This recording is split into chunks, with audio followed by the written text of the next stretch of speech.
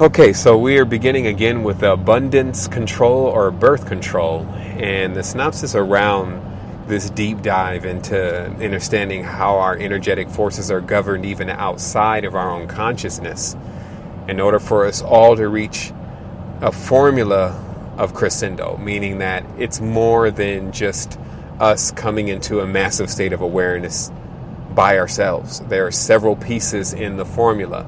And what we're talking about is not only how to create those formulas for ourselves, but also to watch and see how the master creator works these formulas on us, sometimes without us even being aware of what's going on. One of the things that we're highlighting right now is abundance control, which is coming in the form of birth control. What am I talking about? I'm talking about that the sheer notion that a woman has a cycling process in which there is a seed that germinates and comes to full fruition is evidence in itself that woman is nature. Woman is nature in every extent of the cycles that it goes through, where it goes from abundance to being barren. And why all those stages are important. There's not just a stage of abundance and there's not just a stage of being barren, but both, and even something in between, and we call that a cycle. So it is unfortunate that if you're staying in a barren cycle overall, then obviously, yes, your resources would dry up and you would resort to lower densities in order to be able to continuously generate your creative force. So what I'm saying is that just because we are missing vital components to our abundance doesn't mean that we give up the ideas of how to achieve abundance, right? Because the mind is its own facility. So let's say if a woman is experiencing a scenario where her abundance is not, she doesn't feel where her abundance and her creativity is, she may not directly associate that with, oh, maybe it's because I'm on birth control or abundance control. And this is regulating how much abundance I'm able to receive. She may just associate that with, well, I'm in a man's world, or I need to get a better job, or I need to be more aware, or I need to. So she may completely push this lack of abundance off on something else and then start pursuing that as a solution. So what I'm saying is this action also leads to some very, very nefarious energies that even the female starts to cook up. And what I'm talking about is that look right now on the internet, like Instagram and many of these different channels, where women have had to resort to other things in order to create what is abundance in this world, which is money. So this is now 2 or 3 layers away from what true abundance is. Not only is she actually trying to make money in a world that is stereotypically a man's world, but she also has to utilize what she feels like is valuable in this world, which of course would then tend to be the goodies, you know, the breasts, the booty, and things that, let's say, that side of the consciousness is tapped into that will produce some money. Okay, so this is a huge knot. And that's the main thing that I'm also, you know, just to get a grip here for everybody, if you want to use etymology to realize what's happening. You have a word called know, K-N-O-W in the English language. It means to be aware of something. You have another word called not, K-N-O-T, which is just a switch of one word, which actually means to bind something, for it not to be cohesive, for it not to connect. And the interesting thing is that this is what I was saying about how you read etymology, even though I haven't been able to follow much. I haven't been able to follow in the direction of teaching people how to do this as much, but it's very effective. The difference between a W and a T, like the word know versus not. Now, know, the W in know, that W is known as the zigzag. It is a vibration. It is a waveform. It is akin even to the serpent or energy. Okay, so what this is actually saying is saying that this W, it keeps flowing, and that's why the W is used in words that flow. Why the word flow ends in W. Okay, So this word T, though, this letter T, excuse me, all these are archetypes. This letter T is actually symbolic for crossing. A T is actually an X. And it's symbolic for, basically one thing going in one direction and one thing going in another, actual cutoff or a cross. So when you see, or different directions. So when I say knowing or a no versus a not, what I'm actually saying is that if you get too tangled up in this reality with not being able to see clearly, with clear knowledge, what is really causing a problem, you know not. You will never know actually what is going on. You will be in this knot that will hold your energy up. And the reason why, also even deeper to connect with this, I was reading a deep reading on Chulin. And it says that what Chulin does is it allows you to start easing out the energetic knots that are inside of the auric field, right? And as I pondered that and contemplated that and meditated on that and asked where do those knots come from, it was kind of like a smirk, and it said, well, the knots come from all of the different conflicts and things that you have in your existence, all the points where you feel blocked. Those are knots in your energetic field. And when you have those knots, it's kind of self-explanatory. You not only don't know, but the energy is not able to move for you to move into an all-knowing state.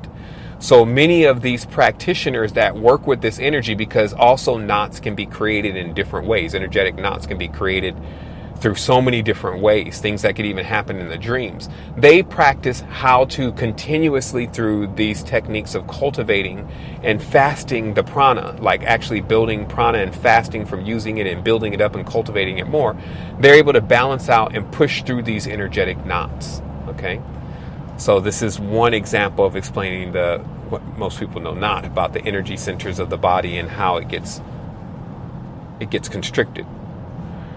So now let's go forward, because now what we're talking about is we're just talking about a really holistic and metaphysical way of looking at how the energy centers work. So put ourselves in the balanced mind of realizing how to psychoanalyze, spiritually analyze, metaphysically analyze our consciousness with accuracy. And like I said, this stuff is super simple, but because we live in a world that is sought to make things complex, and basically by telling lies, like this is the reality. When something is super complex, generally there's a lot of lies in there. There's a lot of things it just needs to be simplified more. And so I can't say this is a bad thing or a good thing. I can just say the more you get clearer on everything, it just gets more and more simple. And then you're able to use these simple codes to answer all of the riddles in your life. And it's almost necessary, because life is complicated enough. So let alone if you have a super complex system of analyzing yourself, this only makes things worse. So when you're able to look at the body as nature and just say, well, if I'm stopping the seed and I'm basically sending a signal saying, I don't want this seed to be fertilized, what I'm doing is I'm sending a message to my metaphysical field, and I'm saying I am not ready to receive a certain level of abundance. That's really what it's saying. Now, I'll give a deeper insight on this too, because I would have to look at this in a quantum way, because of course producing children can cause its own problems in this reality. Producing children externally, I will say directly, can cause an issue where you're trying to basically equate for the time and the energy that needs to be spent into both of these seeds, yourself and these new seeds you're generating. And that there could be, some vying for power and energy if you don't know how to regulate those forms properly. So with that at the forefront of just, expressing that, being mindful, because there's people listening to this that will say, well, am I better to produce a child that I'm not able to take care of just because I wanted to open up my abundance? Absolutely not. Like, we're going to be very sensitive and mindful to every situation. But here's the thing. Here's what Tantra proves. And that's why I say everything is in wisdom and knowledge. Tantra proves that egg can actually be fertilized through the mind, or min. The mind of the woman can actually fertilize her own egg and then birth something in an internal world that doesn't have to come into the extroverted world to have an experience. Man can also do this too. So this means that this process of seed generation is not as linear as either we kill it or it survives and we create a baby from it, which is the caveman way of thinking. It's inseminate this seed with more than just the male semen. This seed can be inseminated with ideas that are vast. And so, of course, there would be a system designed to prevent women from actually being able to utilize that particular technology, because that will propel her much more further along than just trying to use the mind, which is dual, and in the most tenses the corpus callosum is burned out, to try to produce something with. So now we get a little bit clearer. So, and then this would cause like some animosity, some blaming and all of that too, with how the society is running itself with birth control. So let's clear up the energy even further by making a notation here that now somebody could also hear this knowledge and not be prepared for their abundance and say, I'm going to stop this birth control. I'm going to use some of these methods, which I want to talk about definitely before this conversation is over. I'm going to use some of these methods that allow me to, manage this cycle without getting pregnant. And then I'm going to have a bunch of money. And they're not getting the point. See, the point that I'm driving here is that someone will be taking birth control at times to prevent themselves from actually having more children, which they think is actually going to hold them back. But also what may be playing out is that on a higher scope, that they're not ready for the level of abundance in which they would receive if they somehow stop doing this kind of governing to their own body. And so the higher laws have them just doing this to actually keep them from being abundant. And if in a sense they're still not ready for that abundance, but they figure out the secret of how to remove that from their biological system, it will come some other way. And this is why removing knots is a big key to all of this, because then something else will start blocking the seed. Because also during this period of time, what happens is that there's a lot of energy to manage. And it's kind of like what my master of energy would tell me. And I call him my master because he was a master of energy. I have a masters of assholes, meaning people who are just assholes that teach me how real an asshole could actually be. So there's masters all over the place. So in this case, one of the masters of energy told me, hey man, you got to watch out with that Kundalini. I see you doing a lot of building of that Kundalini and breathing and stuff, but it's going to make you like horny. So you need to be careful that you don't waste all that energy in just trying to think about women and trying to think about engaging in like tantric activities. And I looked at him and I said, I don't have such impure thoughts. And he laughed, because he was basically a master of knowing that. Of course, yeah, if you may be able to manage it now, and it may even be a lot. But what happens if you get 3 times as much, 4 times as much, and you're feeling the phenomena that comes along with that? Be aware of being able to manage that energy also. And so what I'm saying is that so woman also will face that same test of when she starts having a lot of that energy and power and creativity, what is she doing with it? Because if it's not used, it gets just like the male energy gets if it starts getting stagnant and not circulated properly. It starts to turn into dark energy. And energy still lives, but it turns into another form. It's like stagnant water. And then it would have been better for you to stay on birth control. As crazy as it is to say, this is absolutely how it is. Just like for a person that doesn't cultivate Kundalini, and so thus doesn't have to deal with the issues of managing Kundalini, it's better for them to stay in that state than to actually cultivate Kundalini and awaken it and then not know how to utilize that energy properly and put it to good use.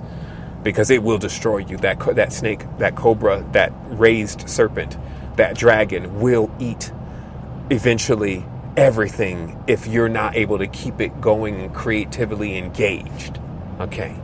So now let's talk about methods of preventing the use of birth control from the pharmaceutical organizations, because this is a bigger issue. This was something I've been aware of for a long time. I'm not sure how deeply I've been able to mention this. That's why we're circling around to these topics now. But it's just about the cocktail that is actually inside of the birth control. And it's constantly changing, and it's different every country, and it's different every brand. So there are generic versions that are cheaper. So women who are getting them for free are generally using these generic versions.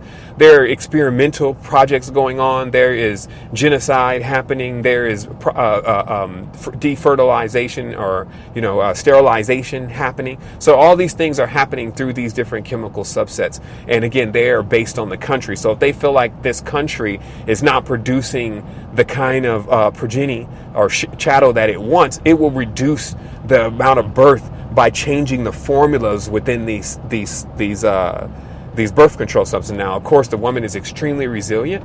So what ends up happening is a child can still be born if she stops using it, but the condition of this child and the mental condition comes into question, just like the mental condition promoted by the vaccines is now coming into question. So because of this, I see this as a broader scope than just, opening up the abundance in someone's life, in the woman's life by removing birth control. I see this as even a way to prevent, very disturbed, hybridized souls from coming forth from half aborted wombs, or women who actually forget to take the pills or stop taking the pills but don't do anything else to cultivate the condition of their womb before they bring a child into the world. So finalizing here on just stating why we will want to engage in this endeavor of enlightening, humanity on abundance control and the full ramifications of it, we just want to make sure that we visit ways of preventing the pregnancy, but not preventing the germination of the seed, which can be inseminated in another way. And that is, one, realizing, first of all, there's apps. I don't want to turn you over to complete technology right away, but utilize it, because it actually is just a way of monitoring what stage you're actually in. And we'll leave the link in the description of one of the apps that I found. But what stage that we're actually, what stage the body is actually in. I say we're, I think I do want to clarify very, very clearly for the males that are actually involved in the feminine cycle process. There's that time of the month where we just get totally blazed with fire for no damn reason. And then we're also told it's not related to PMS. So I want to say weird, because this is also assists the men in, having just a much more abundant, fertile situation going on when it comes to those, what we would perceive as waning cycles in the attitude. By correcting these hormonal imbalances that are also caused by these pills, by removing them entirely. So that's why I want to speak as a collective in these endeavors, because also it's going to take the male, if the male is involved, to actually understand what he needs to be doing with his energy if we happen across this 14-day danger zone and you're not utilizing these techniques properly. So let me explain this. And this is just how detailed some of this stuff has to be. If you see how deep I have to articulate this particular podcast on abundance. So what happens here is that we need to look at very clearly, first, that you have a 14-day cycle. And this is a 14-day cycle after the period.